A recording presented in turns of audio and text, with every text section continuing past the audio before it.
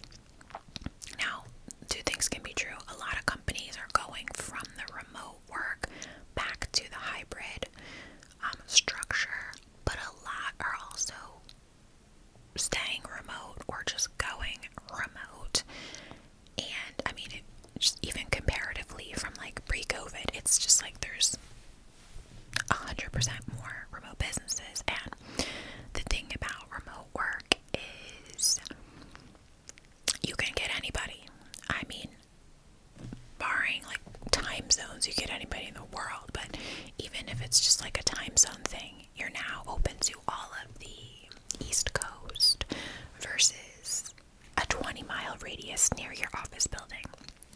So, you know, applicants want these remote roles, and, you know, companies want to hire the best applicant. So the competition's fierce in the job market. I am somebody that still believes in a college education. I know, and I believe in it strongly. I know there's a lot of like online chatter around like degrees being useless, things like that, and I just can't, like, I get the like sentiment of it, of like, oh, real world experience is better, XYZ, like, I get that, but like, at the end of the day, when you sit down to go apply for jobs and you're looking for a career, whether it's fortunate or unfortunate, that piece of paper, that degree, gives you limitlessly more, that's not a word, opportunity, oh, there goes my stomach, than not having it. And that's not to knock anybody that doesn't have their degree, because you can be successful without it, right? Like, my husband does not have a bachelor's degree, but that's for anybody that might be debating. You know, I feel very strongly about that, because you make more money, you have more opportunities, you have usually work for better companies, like, there's just more opportunity, because there, like I said, yeah, there's jobs where you don't need degrees, but, I don't know, anyway, so there's that, and, you know, really at this point in my life, I'm not ready for kids right now. I'm just simply not, and TBD on if and when that will happen, but I know that if it's something that we want, you know, right now I'm kind of thinking about personal goals for myself, and having that master's degree. Both my parents have master's degrees, from Ivy League schools, nonetheless, which I'm very proud of them for, because neither of them grew up, you know, wealthy or anything like that, and they both worked really hard, although my dad's is in teaching, and he, like, literally is not a teacher at all, and was a teacher for like 2 years and then hated it and did something different. So that was probably a waste of money and time. But when you're already 8-9 years into working experience, you know what you're gonna do, which is me. You know, so I have begun to apply, and hopefully I'm not putting the cart before the horse. I've applied to Boston University's online MBA program, and they do have a 50% roughly acceptance rate. So I'm curious. The average student like has like a cumulative college, like undergrad GPA of 3.2. I just had to look up my college transcripts, and I had a 3.5. I wrote a really great essay. I got some recommendation letters from people, you know, that have really good experience and professional experience that I've worked with. What else? The average age is like 38, I will say, though, and I'm 31. Although there's only about like 35% women in the program, which makes me sad. But that also should give me a competitive edge, because they need more women. They gotta bump those numbers up. It shouldn't be 70% men, 30% women. So,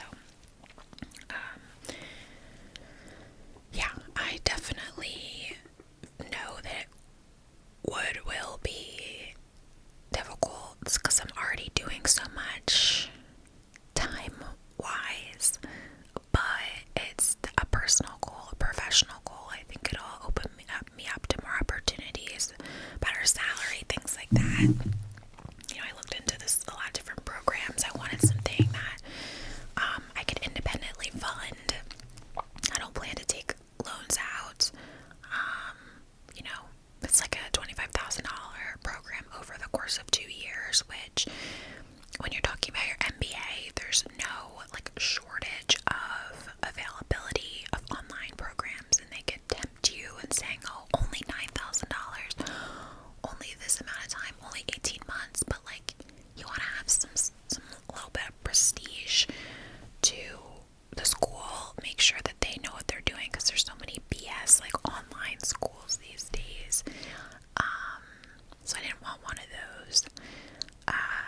So, that said, when you join my website, you can help fund my education. Because realistically, if it wasn't for this side hustle, there's no way I would be able to pay for that, like without loans. So, I had undergrad loans, of course, but I just, if I don't have to do it, like, because you break the payments up among the 2 years, of course, and you're not handing anybody $25,000. So that's definitely something that I want to accomplish. I'm also just hoping to kind of ease my anxiety and stress a little bit. I am gonna start seeing a therapist this week, actually, which is really good timing because there's just been a lot going on, like with family stuff for me. Tony's mom has not really been doing that well. She's been struggling with her, like cancer and stuff, and I won't go into like details with it, but it's just been a lot of ups and downs since like a little bit before Christmas, and then my dad is like having some health issues as well, so kind of feels like a lot at once. And just of course this time already is like a little bit of a bleak time, right? Like beginning of the year, it's cold, there's like nothing to look forward to, because the holidays are over and we're just like, it's just as dark and cold and miserable as it could get. So I've like been having more, like, not necessarily full-fledged like panic attacks, but just like feeling really anxious and like on the verge of a panic attack or afraid of a panic attack like coming. And I just really want to do, just like at the times that it's like twice in the past few weeks, like I've just heard like certain news and I've just felt like debilitated, and I'm like, what am I supposed to do like with this information? Like, how do like adults, I'm 31, just like deal with like multiple things going wrong in their lives at the same time, or being stressful or whatever.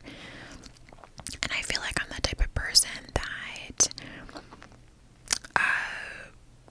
doesn't acknowledge like how stressed I am until after the fact. And then I look back and I'm like, that was like a really hard thing to go through. Like, I do acknowledge it, but I don't, like, I try to like soldier through it as best that I can. And then I look back and I'm like, whoa, like that was a lot.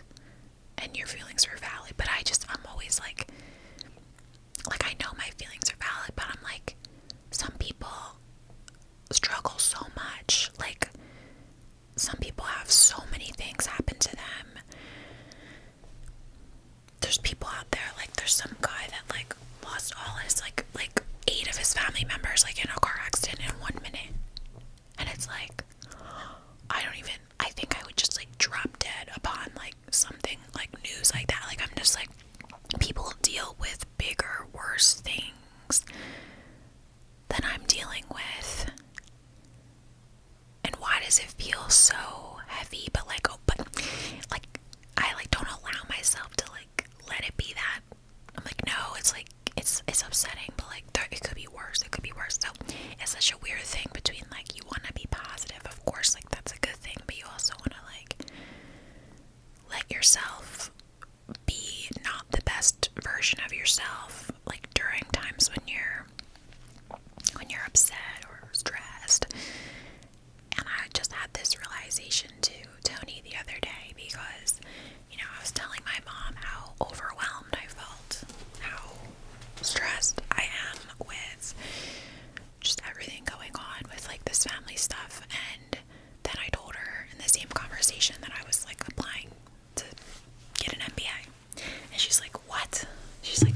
crazy. Like, what are you talking about? Like, you're just telling me that you're overwhelmed, and you're telling me that you're overwhelmed, but you're gonna like add something else to your plate. I was like, well, I'm not like overwhelmed with like things to do. It's just I'm overwhelmed by the experience, like the situation I'm experiencing. But the thing I realized was that like there's been other times where I've been stressed, and like my sister's advice or my mom's advice is like, take a step back from YouTube or TikTok, or take some time off or whatever. And it's like, for me, I get anxious from not like being productive, or from putting things off or to the side. So it's like taking a break would only make me more anxious and upset. Do you know what I mean? Which is ironic, because like sometimes a break is what you need. But I'm like, oh, like that would make me feel worse to know like these things are all just sitting in a pile, piling up, like waiting for me to get back. So I feel like I can never have more than just like a couple days of like a reset. So I want to work on, I mean, that's just who I am at my core. Like, I'm not trying to like inherently change who I am as a person, because I think there's a lot of positive things that come with being like that type A, like overly productive person. I'm not gonna like villainize it and act like it's like, woe is me, this is a bad thing. But I want to make sure that I get like a handle on like the anxiety that I've been experiencing, and just kind of in relation to the panic thing, because I've got some trips coming up, like, and it's especially sometimes really bad on trips, and when I'm partying and drinking, which of course, that's just, it is what it is. You want to cut your anxiety out, you should drink less alcohol. Like, we're going on a bachelorette trip for Mara's bachelorette, one of my best friends. So like sometimes I get like anxiety around feeling like trapped, and so I'm a little nervous about like the plane. So I'm hoping that I can get a handle on that. Positive things for this year is the big trip that we've got coming up. I forget if I said it on here or not. I can't remember what I've said. YouTube, audios, videos for my website, vlogs, TikToks. I forget. But me and Tony are going to Turks and Caicos in May, and I'm so excited about that. We booked like a beautiful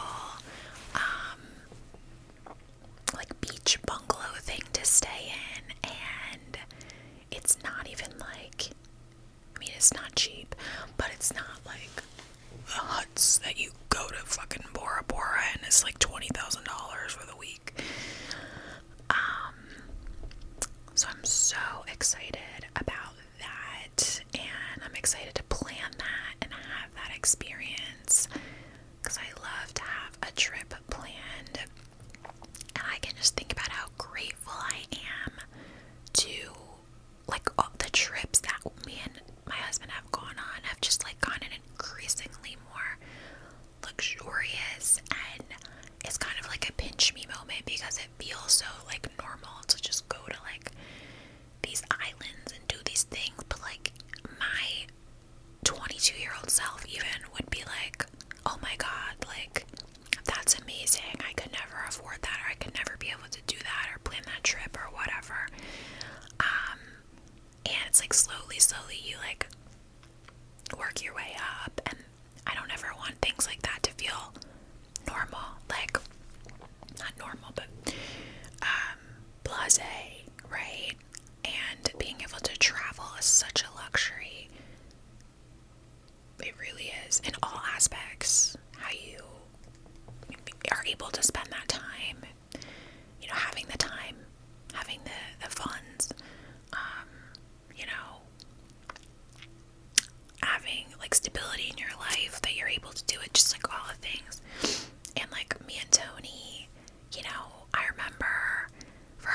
anniversary, like our dating anniversary trips, we went to like Valley Forge Casino or something for like 1 year. And then we went to Atlantic City, and that was like really exciting. And then we went to LA 1 year, and that was like amazing. And then we went to Mexico, and that was fab. And then now we're going, we went to Aruba, and that was amazing. Now we're going to Turks and Caicos. I didn't know that I would like be able to make it there like anytime soon, because it is pricey, but I'm planning it in a way that I've gotten increasingly better at planning too, so there's that piece of it. But so I'm really excited about that. I think it'll be so much fun, and those trips just like are the spice of life and just give me life, really. So that'll be great. I'm excited for like warm weather and just in general, like it coming towards spring. I want to, I don't know if this will happen, but it would be nice if I could slow down a little bit. Like my weekends right now it's like January 7th or something as I'm filming this, and I have plans like every weekend until like March, literally. And like this past weekend, I took a weekend off from it all. It was really nice, and I got a lot accomplished, and I felt productive, and I still like spent time with my dad. It was his birthday, and we went and had lunch together, and I took him shopping and got him some like hoodies from Dick's, but I didn't go out like partying. And so I'd love to be able to slow that down just like a little bit, like maybe take like a 1 weekend a month off, but I don't know if that's happening anytime soon. Just based on the way my schedule is shaping up. And of course I want to just continue to put time into my content without putting too much pressure on the numbers, and maybe collaborate, meet more creators, things like that. I'm collaborating with this one creator really soon, so you guys are gonna see that video here, and I'm gonna do a video on my website as well. But her name is Eve, and she is an esthetician and has like a spa out of her house and does facials, lashes, like things like that. And she does what she calls tactile ASMR sessions, which are like in-person ASMR sessions. How freaking cool. Okay, I'm going to her house. We're doing content together. She's gonna do like half facial, half in-person ASMR session. She'll like brush your face with like brushes and use sounds and like do scratching and stuff. So I can't wait for that. She seems like such a nice, genuine, kind person too. Like she has such a like calming energy. So I reached out to her and I was like, I'd love to like make content together. I was like, I'm not trying to like get anything like free off you. Like, I want to come like pay for my service, but like, do you want to get some content? And I get some content because like I found her through TikTok. So that'll be really cool. So I'm excited for that. Maybe I don't know, maybe I should try, and collaborations can be a lot. So